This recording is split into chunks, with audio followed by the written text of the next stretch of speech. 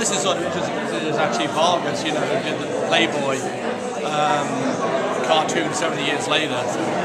Well, they're just beautiful. I was wondering if you could tell me a little bit more about your involvement, why you decided to write this book, and what you think it tells us about the history of film. It's so hard when people say, why did you write a book? And I guess I did it because nobody else had ever done it before, so it's sort of virgin territory, and I always like doing original research, so that's why I decided to write about the fan magazines. And of course I've been using the fan magazines for so many years, you know, in my own research, so it was sort of, you know, now I can read them for fun. And I was also lucky. I knew a couple of fan magazine writers back in the 1970s, Ruth Waterbury, who started a photoplay in the 1920s, and Adele Whiteley Fletcher, who had actually started with the fan magazines in the 1910s. So I mean, I was very lucky. I had these two original interviews as source material.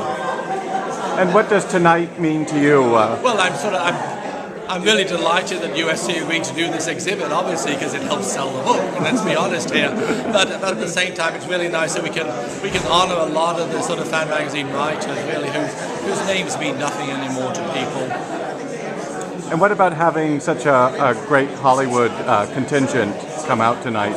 Well, no, I really appreciate particularly Samantha and Marsha coming. They're both, I mean, they actually live in Sherman Oaks, I live in Studio City. They're sort of neighbours of mine, and I asked them, you know, will you come? And they said, of course. So it's really great that, particularly Samantha, and that she's obviously featured here on one of the covers. It makes it sort of fun. How do you think that the media's treatment of Hollywood has changed, and what kind of evolution do you think this exhibit shows? I think really certainly from the 1930s onwards, the fan magazines were controlled by the studios. The studios, you know, really sort of almost licensed fan magazine writers in terms of what they could do and who they could interview.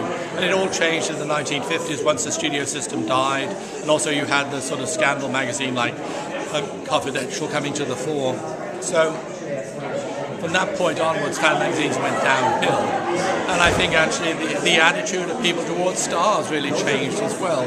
Because I think the studios were very careful how they would groom a star and how they would want a star to appear, what they would want a star to say. Whereas today, of course, nobody has any control over what a so-called star can do or say. And a lot of them, of course, don't. They do the wrong thing and they say very little. Anything that surprised you in your research? I know that you knew a lot about the topic before you embarked. I don't know. I'm just trying to think of anything that really surprised me. I mean, in a way, I thought it was sort of odd when you got to the 1950s and 1960s. I thought surely Marilyn Monroe would dominate the fan magazine covers because she's the icon you think of in that day, but she didn't. The fan magazines didn't seem to have that much interest in her. They were far more attentive to Elizabeth Taylor and then later to Jackie Kennedy. So that was sort of odd. It was interesting to see how few men ever made it to the fan magazine covers. You know, the stars were really all female when you get down to it. Thank you so much. I really appreciate it.